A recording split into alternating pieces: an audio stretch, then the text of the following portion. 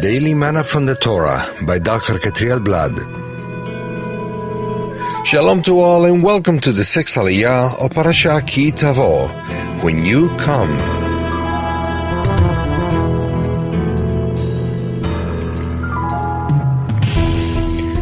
We found this Aliyah in the book of Deuteronomy chapter 28 verse 7 to chapter 29 verse 1. Today's study is found in chapter 28, verses 45 through 48. All these curses will come upon you. They will pursue you and overtake you until you are destroyed, because you did not obey the Lord your God and observe the commands and decrees He gave you. They will be a sign and a wonder to you and your descendants forever.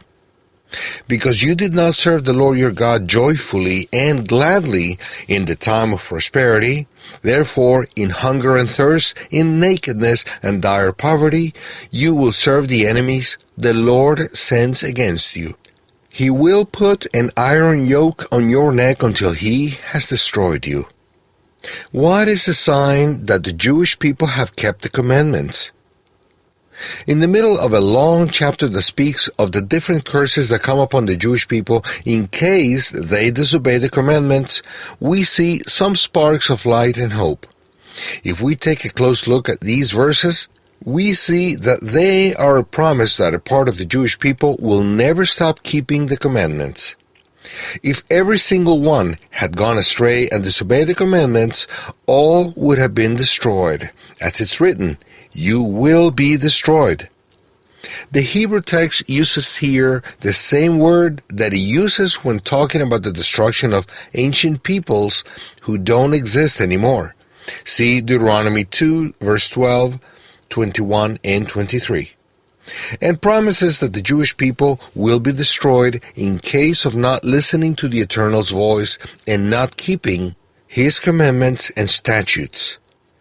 Then it continues saying that these curses will be a sign and wonder to Israel's descendants forever. How is it possible that the Torah may speak of destruction of the people and at the same time of descendants forever? Isn't this contradictory? If the people are destroyed, there wouldn't be any descendants, nor would they exist forever. The large majority of the 12 tribes have been disobedient, and that's the reason they don't exist as tribes anymore. They have been exterminated and mixed among all the nations of the earth. Before the destruction of the temple, there were about the same amount of Jews and Chinese in the world. Nowadays, there are less than 50 million Jews and more than 1.3 billion Chinese in the world. This is clear evidence that many curses have befallen the Jews due to their disobedience. However, at the same time, there have been enough Jews faithful to the commandments so that the Jewish people haven't been completely destroyed. The fact that the Jewish people haven't been fully destroyed shows that there is a remnant faithful to the Eternal and His Torah. The curse of destruction has not been totally fulfilled, and it will never be, because there are enough great promises that say that the Jewish people will go on forever. This is because of that faithful remnant. Hadn't it been for that remnant, the people would have been like Sodom and Gomorrah. This text also teaches us that if we don't serve the Eternal with joy and a glad heart, we will have lack in everything, and a yoke of iron will be placed upon us. This leads us to question whether we are really showing gratefulness when we have abundance of everything. Or do we complain about what we do not have?